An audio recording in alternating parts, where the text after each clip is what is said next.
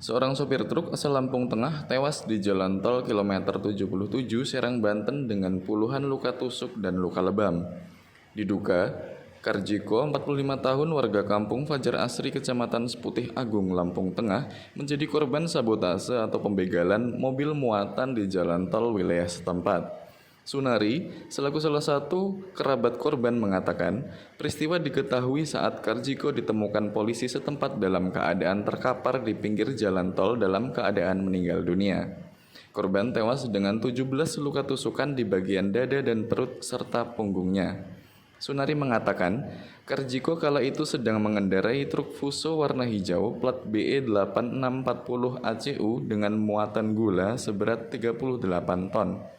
Saat hendak berangkat ke Ciledug, Sunari sempat berkomunikasi dengan korban bahwa ada 3 orang yang menumpang di mobilnya.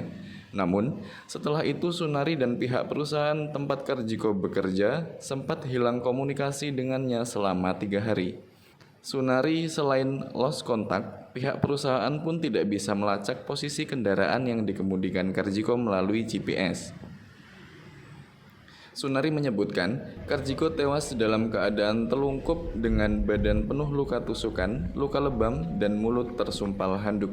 Saat ini, jenazah korban telah dipulangkan ke rumah duka dan telah dimakamkan di kampung halaman korban. Sementara, Sunari berharap untuk pihak kepolisian setempat supaya pelaku dapat ditangkap dan dihukum atas pembunuhan dan pencurian kendaraan muatan korban. Korban ini menurut informasi membawa gula, dia mau ke Cengkareng,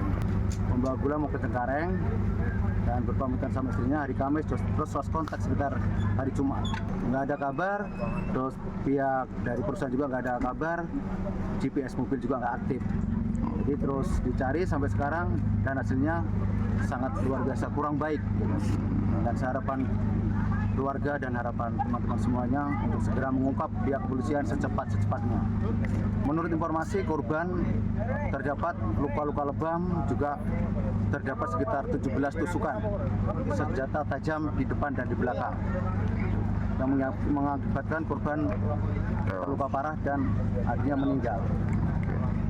Kalau sifat korban dan karakter korban ini sangat baik sekali di mata keluarga, di mata teman-teman juga, orangnya sangat luar biasa, sangat baik. Makanya teman-teman sangat benar-benar kehilangan atas kepergian Mas Jiko ya Pak. Untuk pihak kepolisian, saya mohon dari pihak keluarga juga dari teman-teman untuk segera bisa mengungkap, karena foto sketsa pelaku udah tersebar di media sosial, dan harapan kita semua, harapan keluarga untuk secepatnya diungkap tuntas dan diberi hukuman yang sangat setimpal dengan perbuatannya.